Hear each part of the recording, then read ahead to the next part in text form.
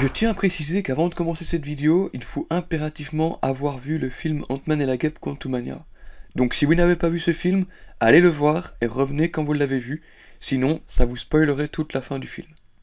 Bonjour à toutes et à tous, j'espère que vous allez tous très bien, en tout cas moi ça va extrêmement bien. Je suis très heureux de vous retrouver aujourd'hui pour cette nouvelle vidéo dans laquelle on va parler de la fin du film Ant-Man et la Guêpe Quantumania et notamment du personnage de Kang. Je pars bien évidemment du principe que vous avez tous vu ce film, donc on va spoiler en majeure partie la fin du film, aussi les scènes peu génériques et ce qui va arriver par la suite concernant ce personnage qui est donc le Conquérant. Rappelez-vous, à la fin du film Ant-Man et la Guêpe Quantumania, il se passe que Scott et sa famille arrivent à défaire Kang et le tuer, entre guillemets, je dis bien entre guillemets, il a été aspiré non pas en mourant, mais en étant envoyé autre part dans le multivers, voire dans le temps également. Je tiens à préciser également que c'est une théorie qui ne vient pas de moi, qui vient de Twitter, et que j'avais envie de relayer, de pouvoir en théoriser un petit peu plus là-dessus, et d'évoquer un petit peu ce qui pourrait arriver par la suite. À la toute fin du film, rappelez-vous que Janet avait ouvert un portail pour que tout le monde puisse rentrer chez eux, mais aussi qu'il y avait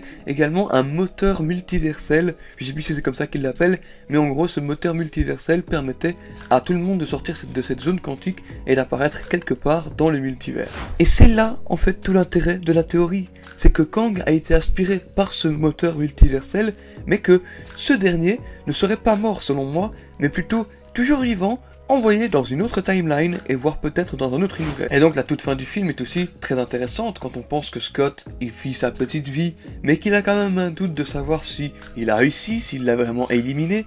Et moi, pour moi, c'est un indice qui indique réellement comme quoi Kang n'est pas mort, mais qu'il est toujours bien évidemment en vie et envoyé dans un autre univers ou un autre temps pour pouvoir mieux construire sa stratégie, pour pouvoir se venger et revenir en force.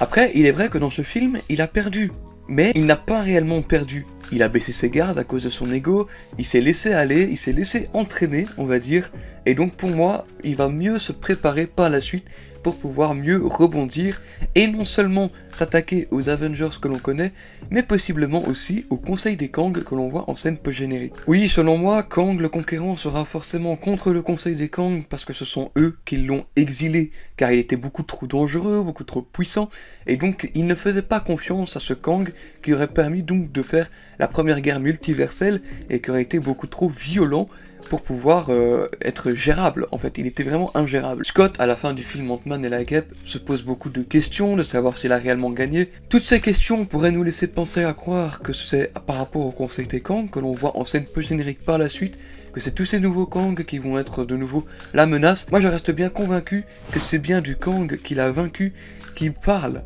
et donc c'est bien celui-là qu'on verra par la suite. Une autre news qui pourrait donc confirmer toutes ces théories, c'est que justement le scénariste du film Ant-Man et la Guêpe Quantumania, qui est également le scénariste du film Avengers The Kang Dynasty, à savoir Jeff Loveness, il a donc confirmé lui-même que Kang le Conquérant, que l'on voit bien dans ce film Ant-Man 3, sera bel et bien de retour et qu'il aura la rage de vaincre et de gagner, et donc de conquérir tout le multivers. En plus de ça, Jeff Loveness n'oublie pas de rajouter que il n'y aura pas que très peu de personnes qui vont mourir, mais un bon nombre de personnages qui vont décéder de ses mains, et ça promet une fois de plus quelque chose de très fort. Maintenant que tout ça est dit, il y a une question qu'on doit se poser.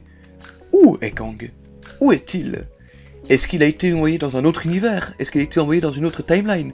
Est-ce qu'il a été envoyé dans les années 1500, à l'époque de la préhistoire? Est-ce qu'il a été envoyé dans un autre univers? Là, c'est une question qui forcément reste encore à l'heure actuelle sans réponse, mais on peut théoriser. Ma théorie serait liée à ce comics, La Conquête Ultime. Selon ma théorie, qui se rapporterait donc au comics La Conquête Ultime, Kang serait retourné dans un univers dans lequel il trouverait une version plus jeune de lui, qui lui permettrait donc de lui apprendre tous ses savoirs sans qu'il ait autant de difficultés à devenir Kang le Conquérant au final. Ça lui permettrait donc de former un Kang le Conquérant beaucoup plus puissant, beaucoup plus jeune, et qui permettrait donc d'être aussi très préparé à ce qui pourrait venir par la suite. Kang pourrait revenir en tant que Kang le Conquérant avec sa version plus jeune, aussi expérimentée que lui, dans le film Avengers The Kang Dynasty, pour faire face au Conseil des Kang, et donc aussi aux Avengers qui vont essayer d'arrêter cette guerre multiverselle. Selon moi, le film Avengers The Kang Dynasty sera un film où il y aura 3 camps.